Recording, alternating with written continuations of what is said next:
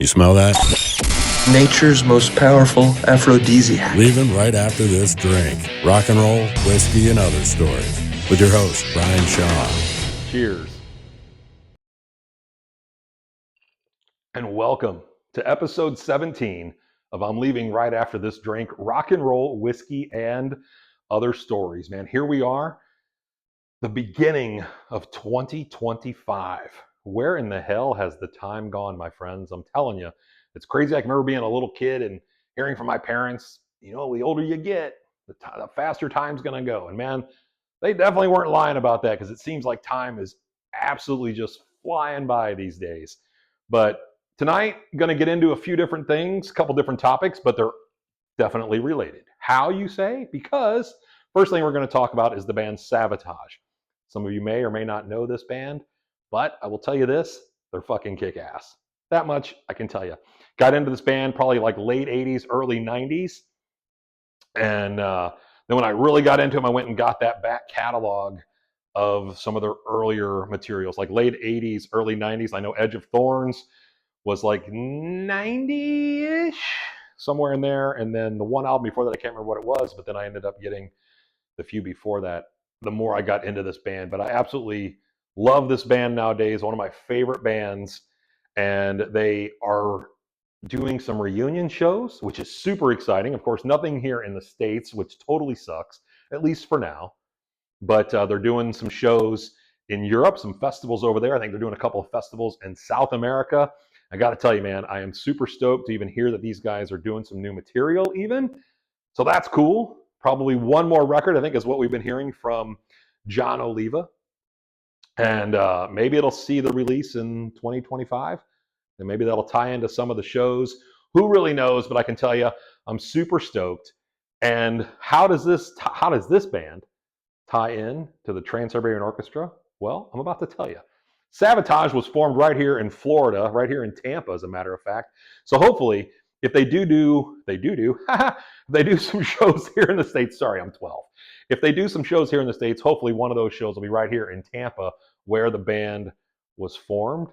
And if not, this guy will definitely be taking a road trip to go see them wherever they do end up doing some shows. Anyhow, Trans-Siberian Orchestra was formed because of the band Savatage. These guys actually became the TSO many, many years later, and well deserved. I will tell you this: this group of musicians is incredibly fucking talented, and I love going to see the Trans-Siberian Orchestra in concert.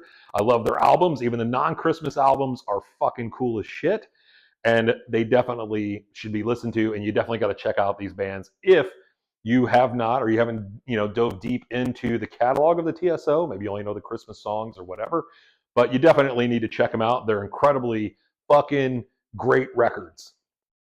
Now, TSO, Trans-Siberian Orchestra, saw this show again in December, right before the holidays, which is great because for me, always kind of gets me in the holiday spirit, and I absolutely love the holidays. I love Christmas, and when this show comes around and I don't go, I kind of feel like, damn, something's missing out of my fucking Christmas.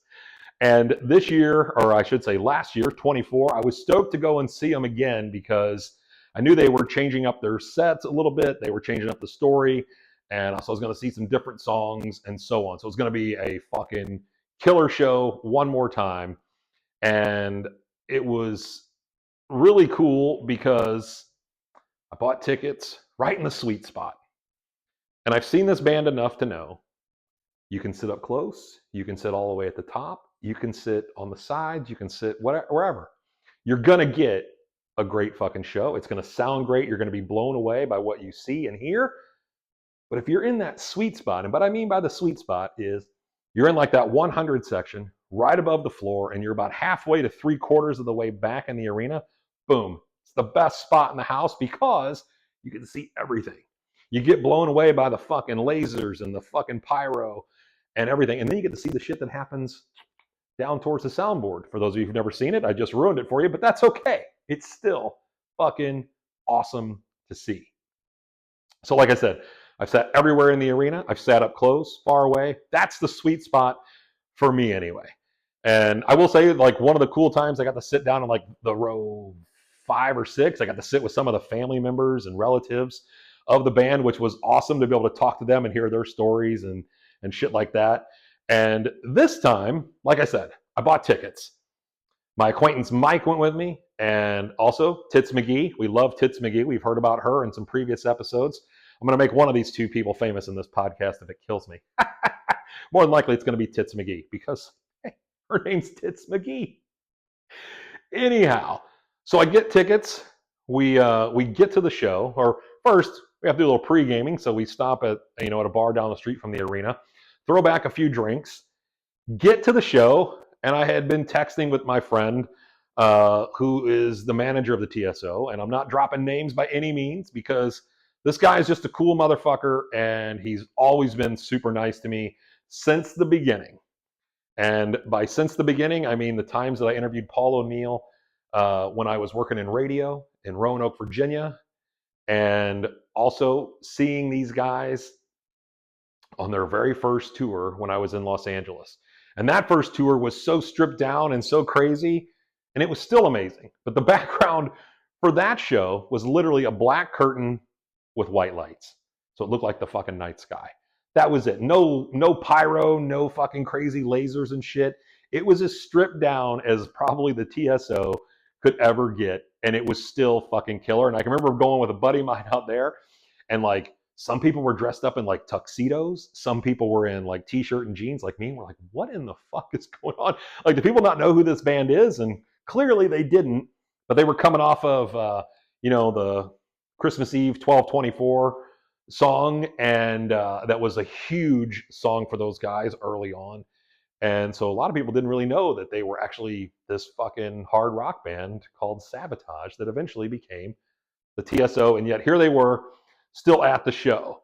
Anyhow, back at the Hall of Justice, some of you will get that reference. So we get to the show, and I had been texting with my friend. I'm like, hey, man, if you get a chance to say hey before the show starts, that would be awesome.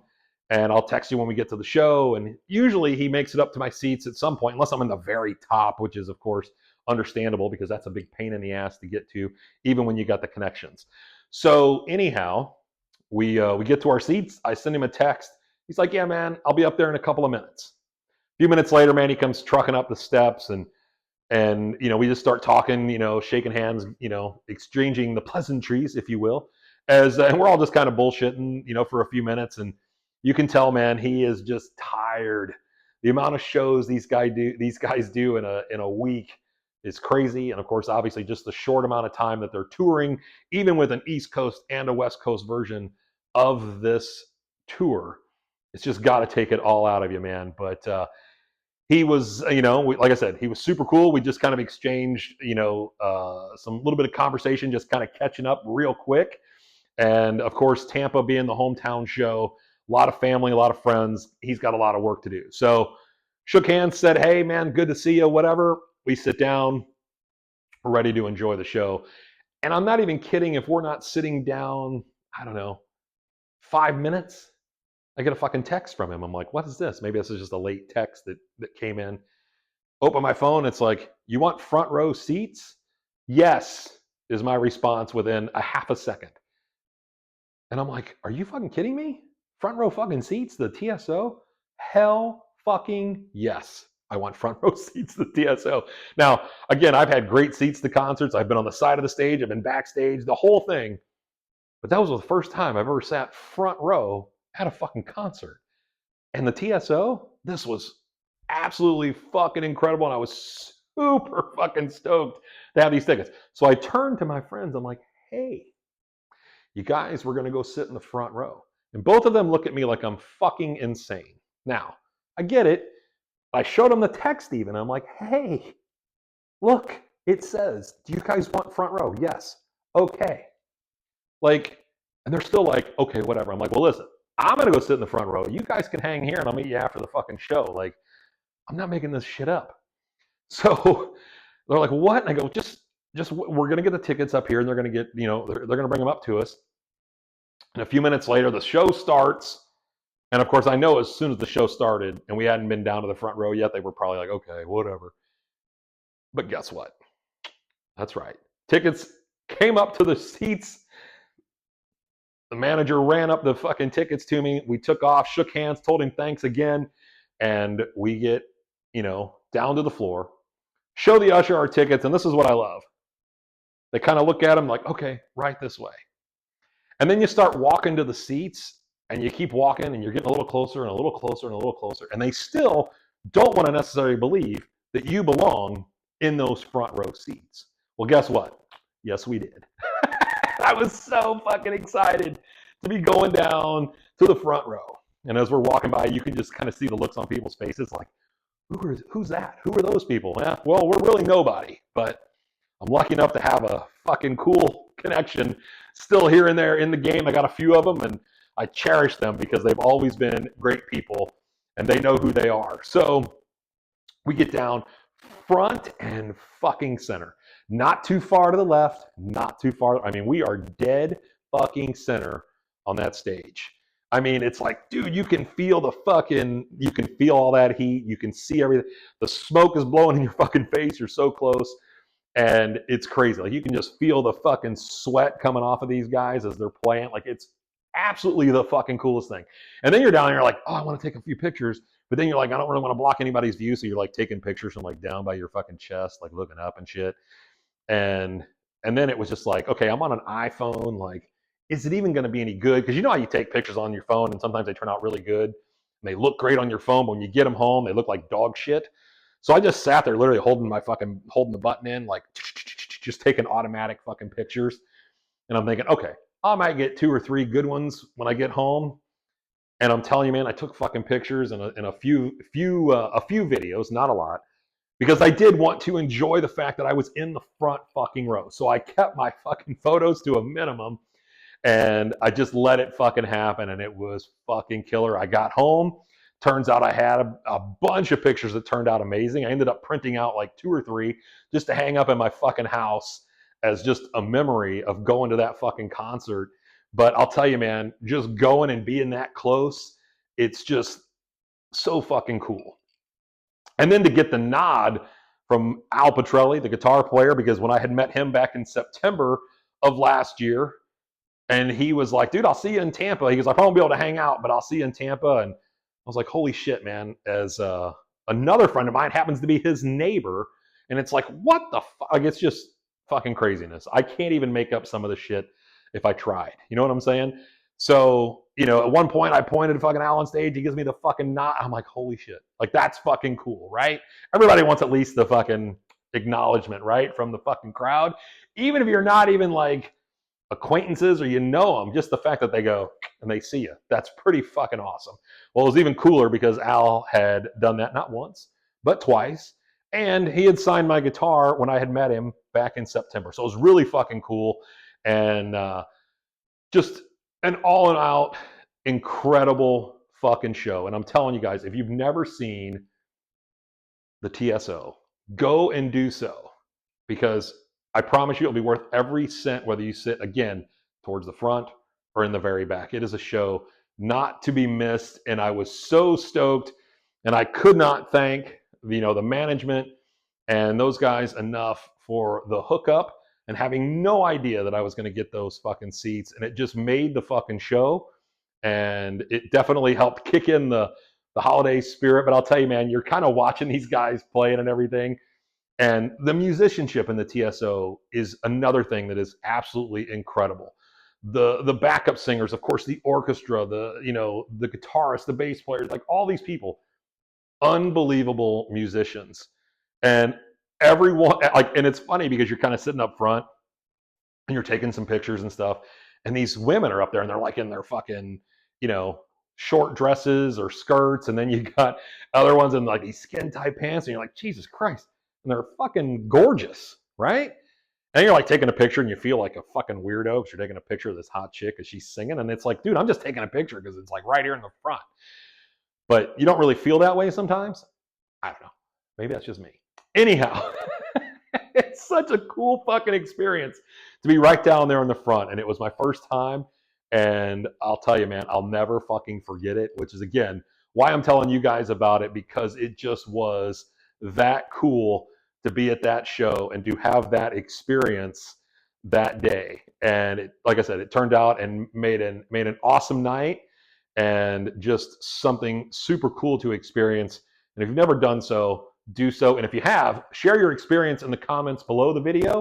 I'd love to hear about what you guys think about seeing the Trans-Siberian Orchestra, or even, you know, what you think about the band Savatage, and so on, man. I'm always, you know, looking for the comments, and you know, I enjoy reading your guys' emails. So keep them coming. Thank you for sharing the podcast with your friends. And again, thank you guys for tuning in and watching. Of course, there's some new merch. I just put it up, just did a little store on like TeePublic or whatever. So you guys can buy some shit if you want. I'm not pushing it on anybody, but it'd be kind of cool just to know that people are wearing the shit besides me and a couple of friends. And let's see what else we got. Oh, you guys can always hit up my website if you don't know enough. If you don't know me, you want to know a little bit more, you guys can always hit up my website, brianshaw.com. It's definitely out there. So that's really all I got for tonight, because it was just such a cool fucking show. And like I said, I like to keep these things under 20 minutes. We're about 15, 16 minutes in. I think that's probably enough. You've heard my TSO experience, and many TSO experiences have always been fucking incredible. So again, thank you guys for tuning in. I appreciate it. Lots of cool things are going to happen for 2025 and the podcast. Going to be doing them on a more frequent basis. I know I've been saying that for a while, but this time I really fucking mean it. I've already got like 3 or 4 in the fucking can and ready to roll. So I'm super stoked about that. And thank you guys once again, and enjoy the rest of your day. Cheers.